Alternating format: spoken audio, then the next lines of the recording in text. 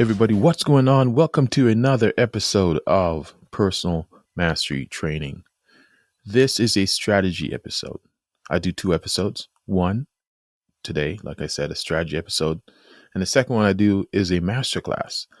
The masterclass is about inviting guests on who are influencers, leaders in their field. I want to get to the people who are in the arena. They're in the arena. They are getting bloodied, beaten, dropping and falling 8, getting up 9. They are learning not from theory, but from practice. So I get those people in, interview them. They could be authors, athletes, former athletes, you name it. And we pick their brain and we ask them questions about their journey, because success leaves clues, failure leaves clues too. And you never fail until you stop, until you give up. So it all leaves clues, and I invite you to pick apart your little nuggets out of it that I may have missed. But we want to get all the clues for our journey and bring it along with us. So that's a masterclass. Second one I do today, strategy. I choose a topic, a quote, anything. I elaborate on it. I chop it up a little bit, just enough for you to get started on thinking about it yourself. And my hope is that you take it to your journal, dissect it, look at life, because life, when I talk about mastery, I know I deal a lot with athletes and the mindset, but I want you to realize that life is the game. This is something that I've been pushing now. I've been preaching on as when I create this personal mastery brand, now the brand is creating me. And as I go through my life, my athletic days are far behind me, but life is the game. I'm realizing, the one that never ends. It's the game that never ends, and you have to learn to master it. So this is what this is all about, personal mastery, getting the user's manual to that 3-pound beautiful mass between our ears, which we didn't get. And we weren't given it by the predecessors before us because they didn't know about going on this journey. Not many did. And that's what we're going to do, exploration. I don't believe we should get through challenges in life. We should get from it. So that's what we're going to do today. Today, what I want to talk about is The Wizard of Oz. I didn't realize the value of that movie until now, as I get older and give it a bit more thought and listening to people talk about. Recently, I've had an opportunity to talk about this idea of imposter syndrome, how people can get this imposter syndrome. If you don't know what that is, it's the idea that when you get to the top of your game, whether it be work, life, sports, at some point you think, man, I don't deserve this. I shouldn't be here. Someone else is better. They're better. Someone else is better. They're going to find me out sooner or later. So if you're in this executive position at work, no matter how many degrees you have on the wall, it's not good enough, or maybe you're not charismatic enough. You don't look like the type, whatever it is your narrative is. It's the imposter syndrome sneaking up. You win a championship, you'd feel you don't deserve it. We've all known those people who, there's a large percentage, 78%, somewhere around there, of athletes who make a ton of money, more money than a lifetime could give you, and they lose it. 3 years after, the average is 3 years after a career is over, the average athlete, 78%, lose all the money. They're actually worse because they have debt. So what happens there? And why do we self-sabotage? So what I want to talk about here, the Wizard of Oz, let me tie that back in. The Wizard of Oz idea is that they go looking for this person behind the wizard to tell them. You had 4 characters. You had Dorothy, the wizard, the Tin Man, the Scarecrow, the Cowardly Lion, and the Wicked Witch of the West. You had those characters in there. But the 4 main ones on this journey is Dorothy. You had the Tin Man, you had the Scarecrow, and you had the Cowardly Lion. They're all looking for something more: brain, heart, courage, all these things. They were looking for these things that outside of themselves.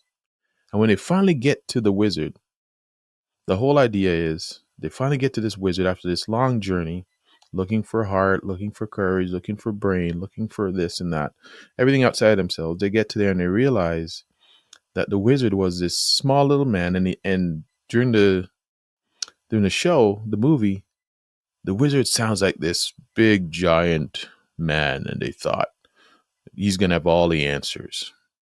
However, When they finally get to it, they look behind the curtain. This little man behind there pulling these strings and pretending to be, he really didn't have any power.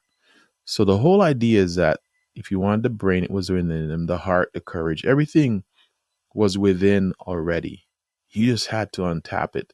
And that was the whole lesson behind it. So it was super powerful. And that's the same thing as us. Everything you want, this is an NLP concept as well. All the resources you need, the brain, the courage, the resources, the money, it's all within us. We just have to ignite it. It brings me back to Marianne Williamson's quote, famous quote, and I love it. Our deepest fear. Our deepest fear is not that we're inadequate. Our deepest fear is that we're powerful beyond measure. It's not our darkness that frightens us. It's our light. And we ask ourselves, who are we to be talented, gorgeous, fabulous? Who are we not to be? We're a child of God, whatever you believe in. And there's no use playing small so that other people around you won't feel insecure. I love that, because when you let your light, when you liberate yourself from your own fear, you automatically liberate others. So I love that quote. And this is the idea I want to push forward to you. When you meet up on this imposter syndrome, you're getting a stage, you're preparing, and you're getting to stage, or you are leveling up, you're a pro, and you're going against other pros, and it's new to you, your first time on stage, and you're wondering, wow, I don't belong here.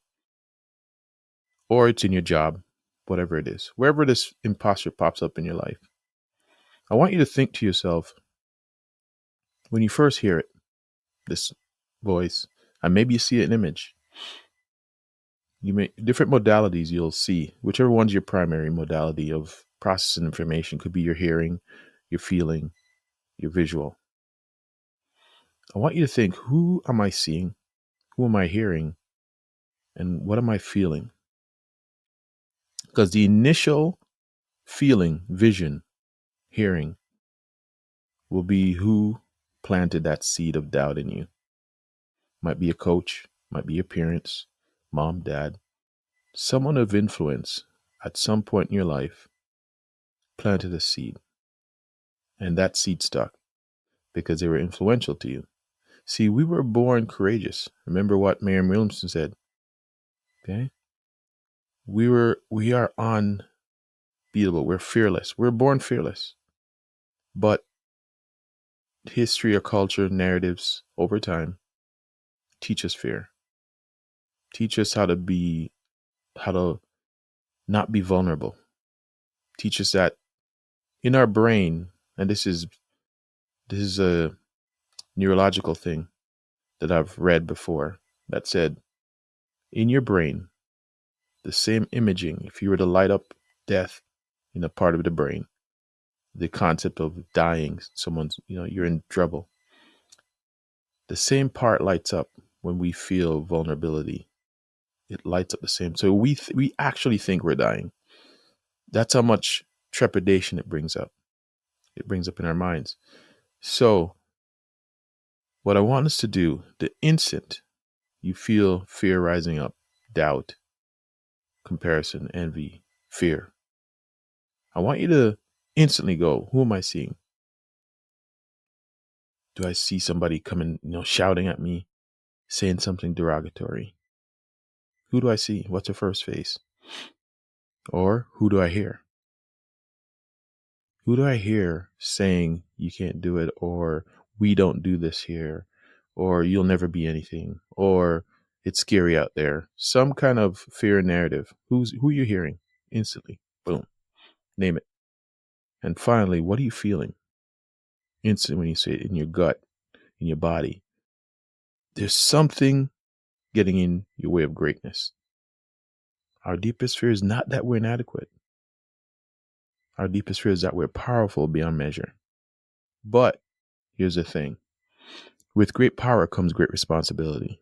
And that is what might be the fearful thing, is that if I win this, if I get this, what responsibility will I have? Will I get more haters? Will I get more judgment? Will I get more be under scrutiny?